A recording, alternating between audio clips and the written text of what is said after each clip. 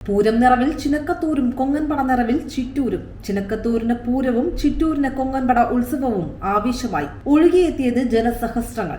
7 ദേശങ്ങളും ദേശക്കാരും ഒരുങ്ങിയിറങ്ങിയപ്പോൾ തിങ്കളാഴ്ച പൂരം നാളിൽ ചിനക്കത്തൂരിൽ ആനപ്പൂരത്തിന്റെ വർണ്ണവിസ്മയത്തിന്റെയും ഇമ്പമാർന്ന വാദ്യമേളത്തിന്റെയും ആവേശക്കടലിന്റെ നിറഞ്ഞാട്ടമായിരുന്നു. രാവിലെ 6:30 ചെറുശ്ശേരി കുട്ടന്മാരാരുടെ നേതൃത്വത്തിൽ ആറാട്ടുമേളം തുടങ്ങി. ഉച്ചയ്ക്ക് 3 മണിയോടെ കുതിരകൾ പൂരപ്പറമ്പിൽ പാഞ്ഞെത്തി. ഇത് കഴിഞ്ഞ് തേര്, തട്ടിന്മേൽക്കൂത്ത് എന്നിവ തിരുമുറ്റത്തേക്ക് പ്രവേശിച്ചു.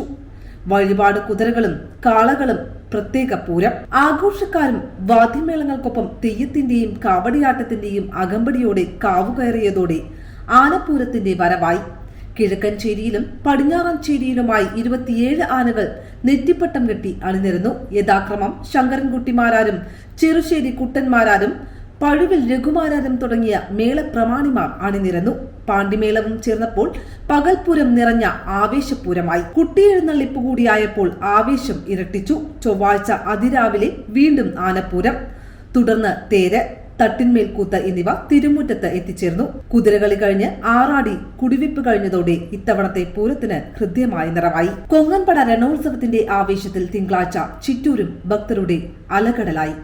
രണോത്സവത്തിന്റെ സ്മരണ പുതുക്കുന്ന ഉത്സവമാണ് ചിറ്റൂരിൽ കൊങ്ങൻപട ഉത്സവം. കൊങ്ങരാജാവായ ശിങ്കമാനിൽ നിന്ന് ദേശത്തെ രക്ഷിച്ച കാവിലമ്മയുടെ ഉത്സവമായാണ് കൊങ്ങൻപട ആഘോഷിക്കപ്പെടുന്നത്. തിങ്കളാഴ്ച പുലർച്ചെ 4-ന് ചിറ്റൂർ കാവിന് സമീപം അരത്തി കാവു തീണ്ടിയതോടെ ഉത്സവത്തിന് തുടക്കമായി.